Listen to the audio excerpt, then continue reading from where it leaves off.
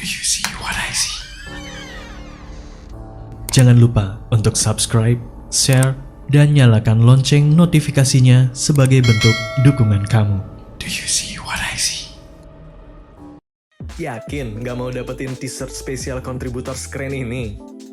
Selain cerita kamu bisa didengarkan oleh jutaan telinga, kamu juga bisa dapetin t-shirt keren ini hanya dengan mengirimkan cerita pengalaman horor kamu ke email podcast.ceritahoror@gmail.com. Kami tunggu.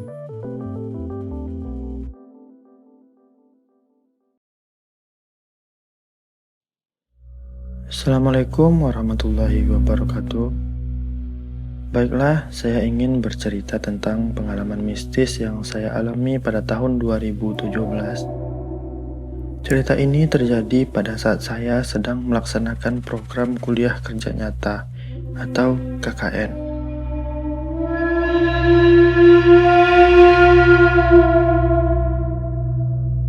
Program KKN ini diadakan di salah satu tempat yang ada di Provinsi Riau. Tempat ini dulunya merupakan sebuah kerajaan besar yang ada di tanah ini.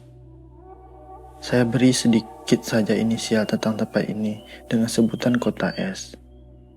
Di tempat ini juga terdapat sebuah istana kerajaan yang masih terjaga sampai saat ini.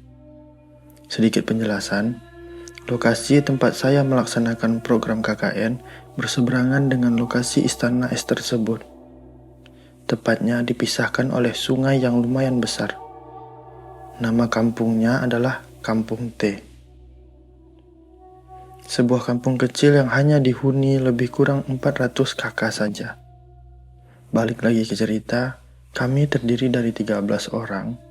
5 orang diantaranya adalah mahasiswa laki-laki dan sisanya 8 orang perempuan. Saat pertama kali kami sampai di tempat itu, kami disambut oleh Bapak Sekdes Kampung T. Kemudian kami diajak jalan-jalan berkeliling tempat tersebut.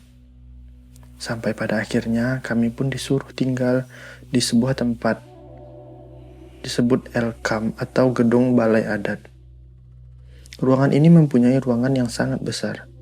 Bagian depan merupakan ruangan yang sangat luas yang biasanya digunakan untuk rapat. Di sebelah kanan merupakan ruangan penyimpanan alat-alat rebana. Dan di sebelah kirinya ruangan terdapat lemari besar dan meja-meja di dalamnya.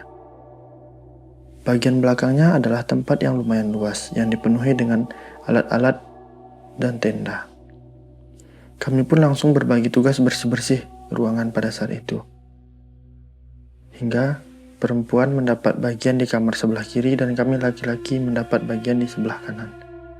Saat itu saya ingin ke WC karena ingin buang air kecil. Setelah itu saya mencari letak WC yang terletak di bagian luar bangunan. Tiba-tiba saya terkejut karena tepat di belakang gedung kami terdapat beberapa buah kuburan. Saya langsung memberitahu teman-teman saya pada saat itu.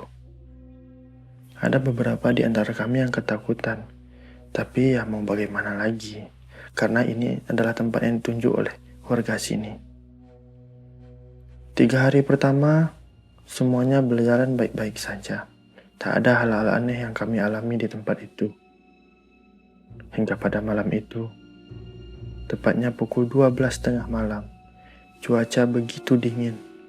Karena siangnya kami sudah banyak melaksanakan kegiatan, maka pada malam itu kami semua sudah tertidur pulas di ruangan kami masing-masing. Tiba-tiba, pintu di kamar tempat kami yang laki-laki diketuk dengan sangat keras, seperti digedor-gedor dari luar. Seperti ada seseorang yang tergesa-gesa ingin minta tolong. Pada saat itu saya yang tiba-tiba terbangun berpikir itu pasti salah seorang teman perempuan yang ingin pergi ke kamar mandi dan minta ditemankan. Saya pun bangun dan membuka pintu. Tapi anehnya, ketika pintu saya buka,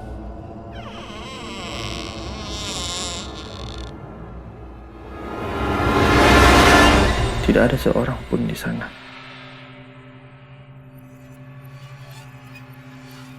Saya hanya melihat ruangan kosong yang gelap. Saya pun terkejut dan takut. Saya langsung lari ke tempat tidur lagi.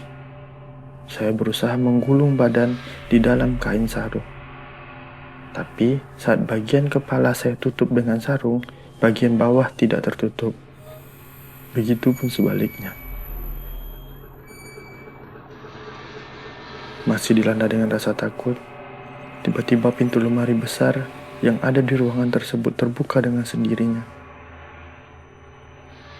Dengan suara yang sangat menyeramkan. Saya pun semakin takut karena hal itu.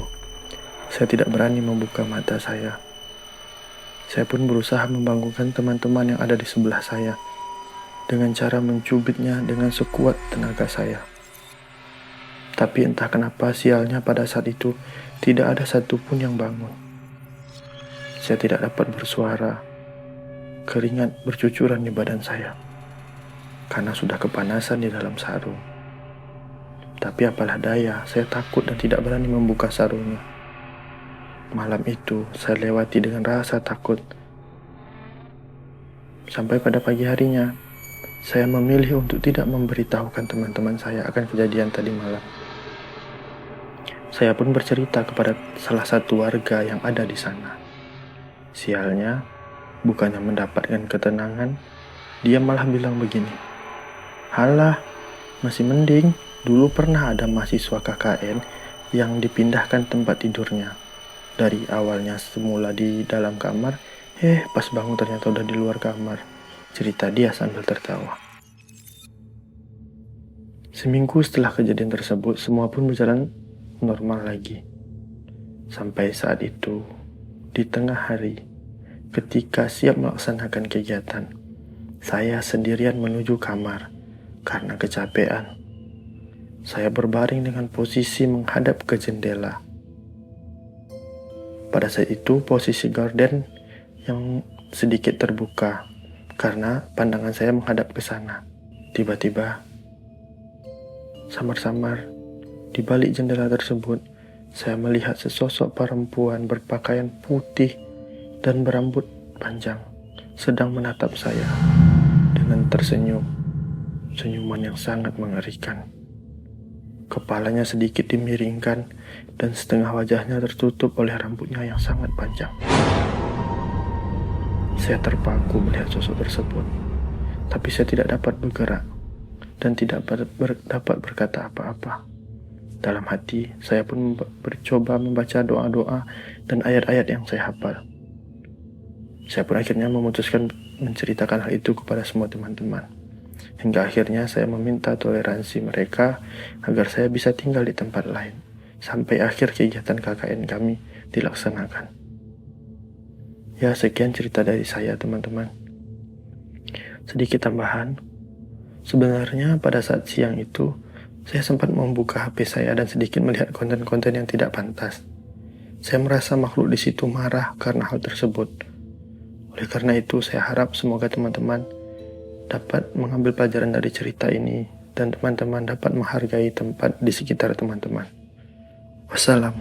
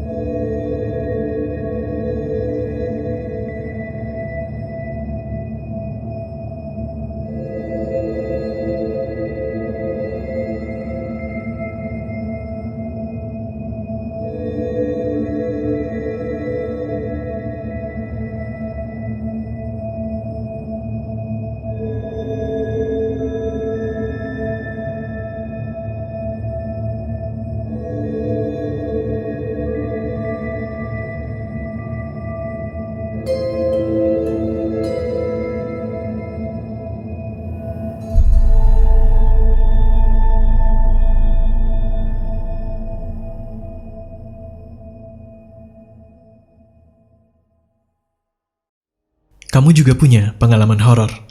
Kirim cerita kamu ke alamat berikut.